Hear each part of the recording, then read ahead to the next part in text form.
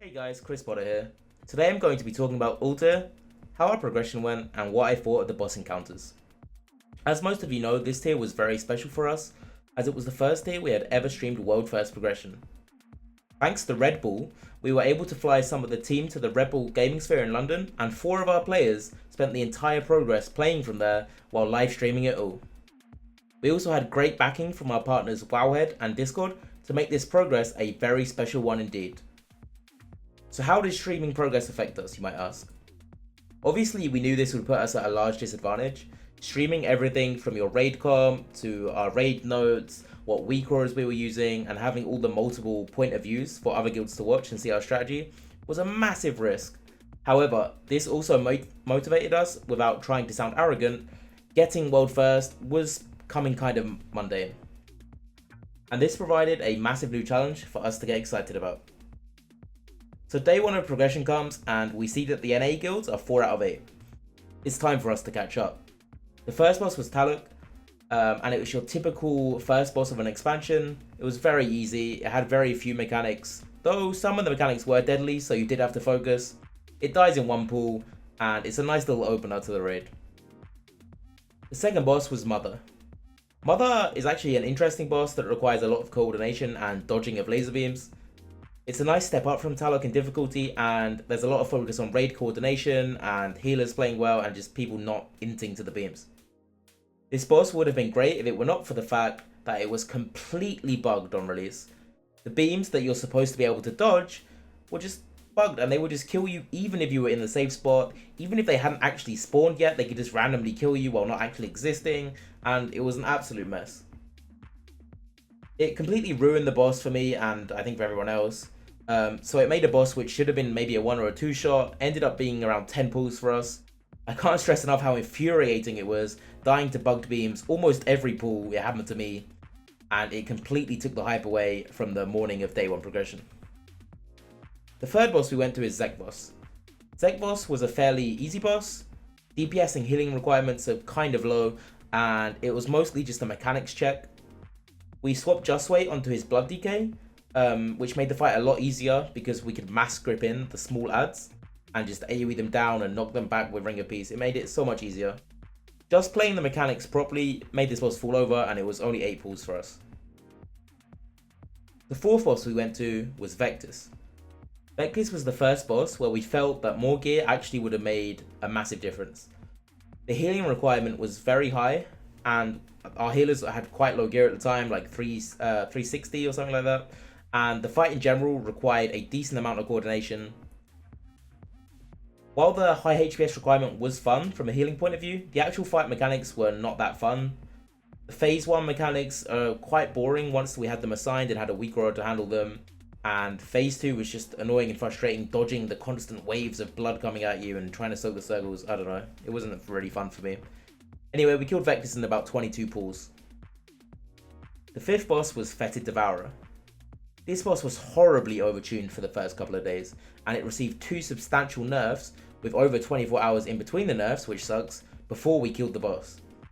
The boss is relatively simple mechanic wise. You just don't spread the circles to each other, and you kill the adds that spawn so that the boss doesn't heal. However, the adds health that you're supposed to kill to not heal the boss was ridiculously high, and even with the highest min-maxing possible that we could do with DPS cooldowns and such, we just simply couldn't kill the adds before the boss would eat them and heal back to full. So that second nerf was really important. Even with the second nerf, we chose to have some of our DPS use Phantos runes just to secure the kill. The overtuning and RNG of the adds spawning made this boss a really horrible one to progress. This was probably my joint least favourite boss to progress alongside Mother, because it was just so overtuned. And yeah, with the second nerf and the Phantos rune, we killed it in 133 pulls. Then we come to Zul. Zul probably would have been a really intense, long raid coordination fight that would have been quite fun if he had 20 more million or so health and sub-rogues weren't completely busted. We brought in the sub-rogue ults and just zerged the boss down. The fight mechanics are decent enough, but the fact that you can just zerg the boss down with rogues and for some reason everyone gets 10 FPS or less in this room means that this boss was a bit of a dud. Zul took us only 27 pulls. Mithrax. Now this was actually a really nice boss. The boss is quite similar to how it is on Heroic, but he spawns an ad which also shoots the big laser beam at people and does high rate damage while the ad is up.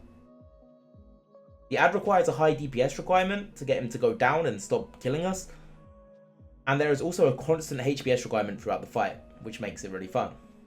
The only annoying thing about this was that if the ad did spawn underneath the boss, in the model of the boss, you couldn't really see the direction of the beam easily, so it made it very frustrating when it was on the other side under the boss and you couldn't really tell where the beam was going. Sometimes you were just praying that it wasn't on you, or relying on your teammates to call out if it was going through the boss. Warlocks were very strong for this fight, and this is kind of where we fell behind Limit. Limit did kill this boss before us. They had 5 Warlocks in, 5 geared Warlocks in for their Mithrax kill, while we only had 2 that were already geared at that point.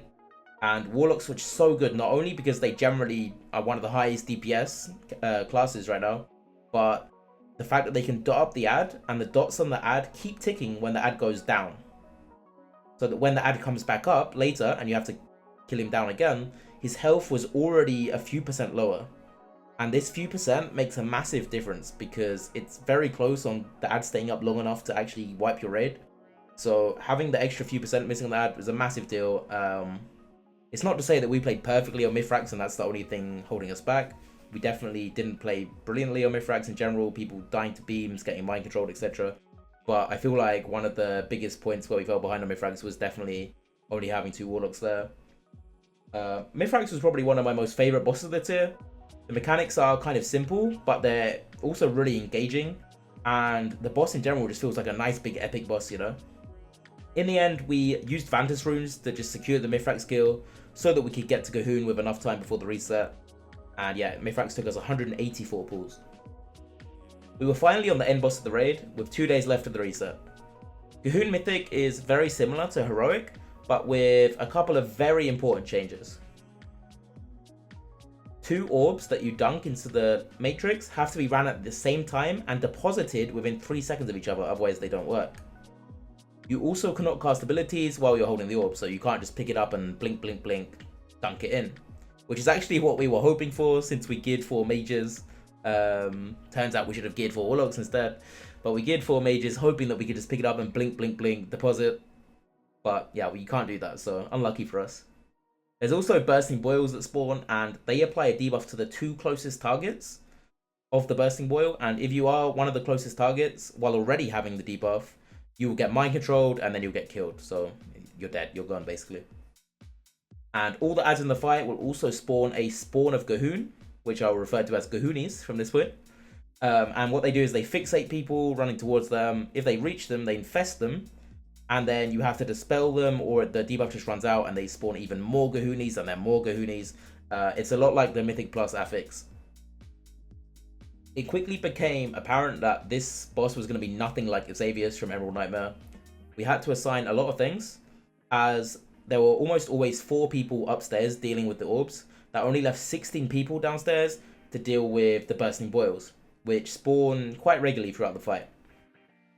We had to use a nice fancy pants spreadsheet to assign everything and make sure that the people assigned to soak were able to be there at the correct time to soak the bursting boil, while also being able to go into the blood feast, while also, you know, not being dunking the orb at the time. The first phase of the fight was extremely messy for the first few pulls, with small Gahoonies spawning all over the place. There are just orbs flying all over the room, and there's important interrupts that need to be made, which quite a lot of the time went through on our early pulls. However, once we got all this stuff tightened up and sorted, phase 1 did become quite boring for us and quite easy. A key thing in the fight for us was to get the orb dunking done as quickly and as risk-free as possible. So to do this, we actually had to bring in 2 alt warlocks so that we could have 2 gateways on each side, so 4 warlocks, 4 gateways in total. The tactic was that in each pair of people running the orbs, one would have a teleport or jump up ability and the other wouldn't. The person without a teleport or a jump would run and pick up the orb, click the first gateway, and then their partner, who could teleport or something, would teleport up, get the orb passed to them, and they would take the second gateway and dunk the orb. How do rogues and druids get up, you might ask? Well, I'll take some credit here, as this was kind of my idea, The Mistweaver monks were placing their statues on the ledge of the platforms upstairs so that druids and rogues could shadow step or wild charge up respectfully. I'd like to think that we progressed phase 2 fairly quickly, though it took us a while to be able to get to the final orb dunking consistently. There was a lot of trial and error as we progressed, with working out who can soak and clear stacks and do what they need to do at which times as we got to each part of the fight. Once that was all fixed, however, we started getting to the last phase quite consistently. The last phase is very similar to Heroic, with the addition of the mind controlling bursting boils. On Mythic, the damage of the stacks is significant, so that if you're in the last phase for too long, the damage quite quickly becomes just unhealable. Sadly, most of our last phase attempts did not come down to lack of DPS or healing, however, but simply to people getting feared or standing in the exploding mushrooms. It felt like we were just missing a few item levels on the raid to secure the kill. It was Tuesday evening for us at this point, and we were becoming very disheartened that we weren't really able to kill the boss without really good RNG on procs and crits and everything before the US weekly lockout reset would come.